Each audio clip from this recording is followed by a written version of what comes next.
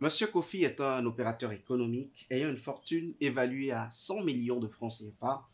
Dans un accident de circulation, il décède en 2022, laissant deux enfants, Antoine, Ella et sa femme âgée de 52 ans. Sa fille Ella, qui s'est mariée à Roland, a mis au monde deux garçons, Gilles et Samuel.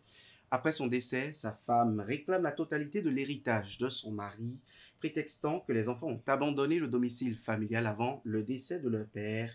Que faire? Bonjour à tous.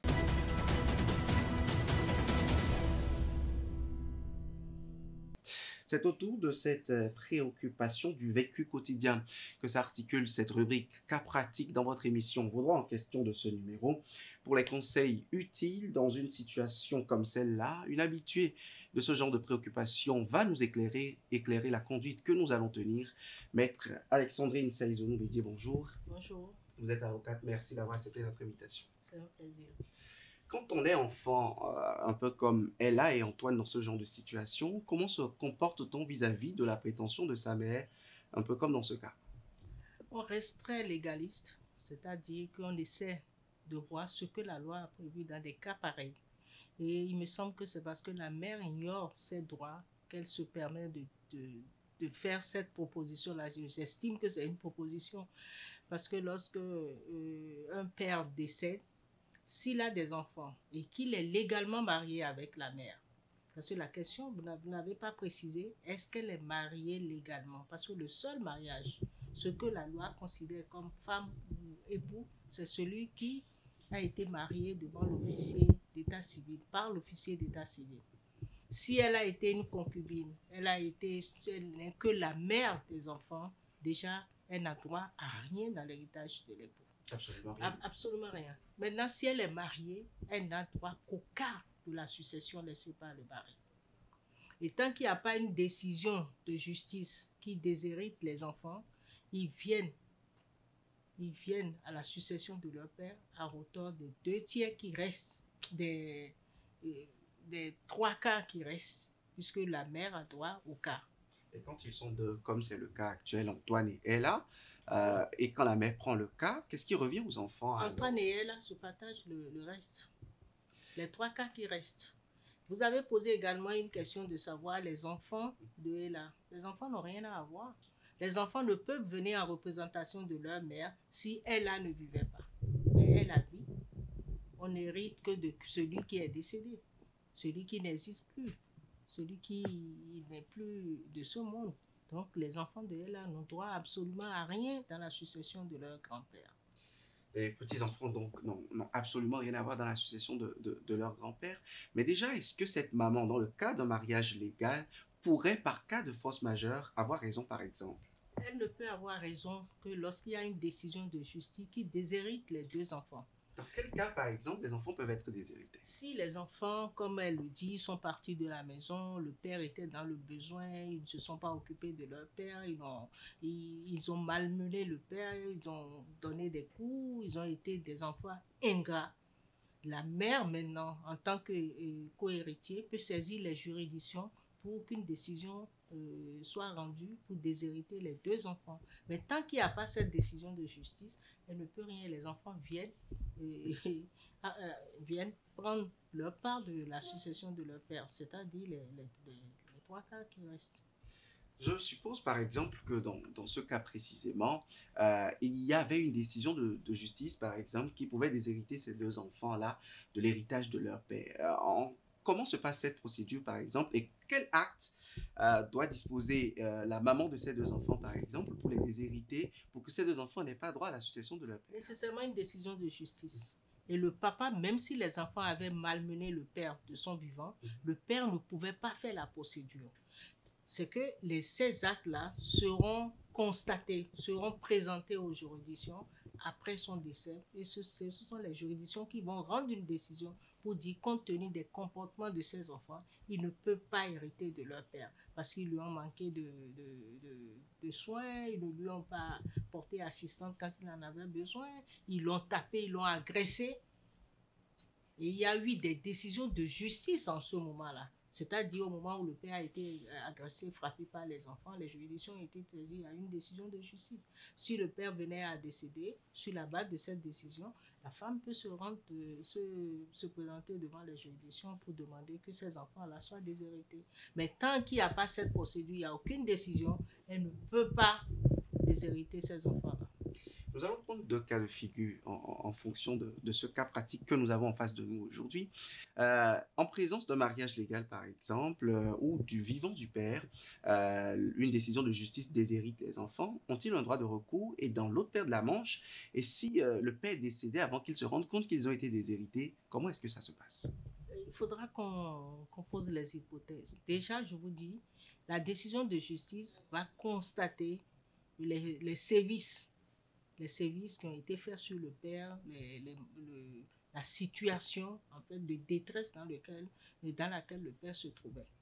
Mais c'est après son décès, le père ne peut pas faire une procédure pour déshériter ses enfants. C'est après son décès que les héritiers peuvent saisir le tribunal sur la base de ces éléments qu'ils ont pour dire que voilà leur comportement quand le père vivait. Et que ces enfants qui se sont comportés comme ça ne peuvent pas hériter de celui-ci.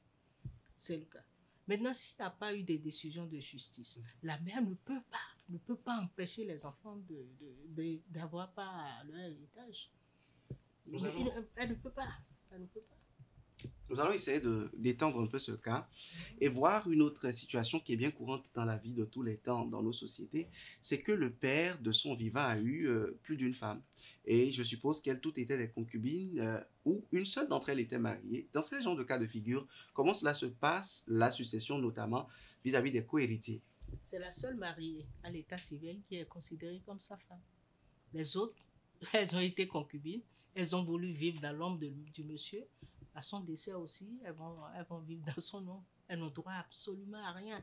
Mais si le monsieur était marié à 3, 4 femmes, les 4 femmes se partagent le quart, pas plus. En droit béninois, peut-on se marier à 3 femmes à la fois? Aujourd'hui, non. Mais avant, ça se faisait. Avant 2004, avant l'avènement du Code des personnes et de la famille, vous savez très bien, il y a des hommes qui avaient 4, 5 ou 6 femmes. Mais depuis l'avènement du Code des personnes et de la famille, c'est le mariage monogamique. Un homme, une femme. Mais les mariages qui ont été célébrés de manière traditionnelle, où on a donné la dot et tout, il y a des femmes qui vont devant la juridiction pour dire, voilà, je me suis comportée, j'ai été son épouse, j'ai eu des enfants.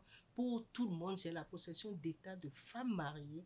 Pour tout le commun des vivants, je suis considérée comme sa femme. Et là, les juridictions rendent des décisions pour dire que, étant donné, vu les circonstances, elle a été dotée, elle a vécu avec le monsieur un certain nombre d'années, au regard de tout le monde, elle est sa femme. Ils rendent des décisions, les juridictions rendent des décisions pour dire que telle personne est considérée comme à la qualité d'épouse. Lorsque vous avez cette décision, vous pouvez venir à la succession. Si vous êtes 10, si vous êtes seul, vous prenez le cas. Si vous êtes 2, vous prenez le cas. Si vous êtes 3, vous prenez le cas. Si vous êtes 10, vous prenez le cas. Vous partagez le cas. N'est-ce pas une injustice lorsque c'est la seule femme qui est mariée et que, par exemple, ses enfants sont co-héritiers et que les enfants de la femme concubine, bien sûr, ou des femmes concubines, sont co-héritiers, mais qu'elle-même ne l'est pas la concubine, alors que sa co-épouse l'est? Elle aurait dû se faire de telle sorte que l'époux, en tout cas le compagnon, l'aurait épousée. Si elle n'a pas voulu se faire marier, épouser, ou bien si le compagnon n'a pas voulu la marier, bon, elle n'a qu'à s'en prendre à elle-même. Mais je tiens à préciser quelque chose, parce que la loi est très claire. Lorsque vous êtes légalement marié à une femme et que par hasard vous avez eu des enfants hors du mariage, la loi précise que vous deviez informer par écrit la femme qui est à la maison. Ce n'est pas nécessairement qu'elle va accepter, mais il faut qu'elle soit informée.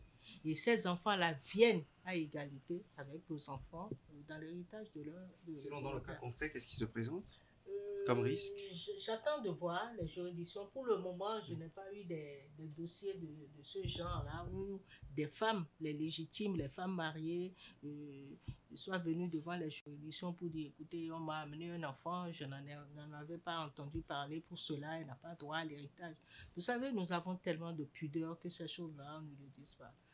Voilà.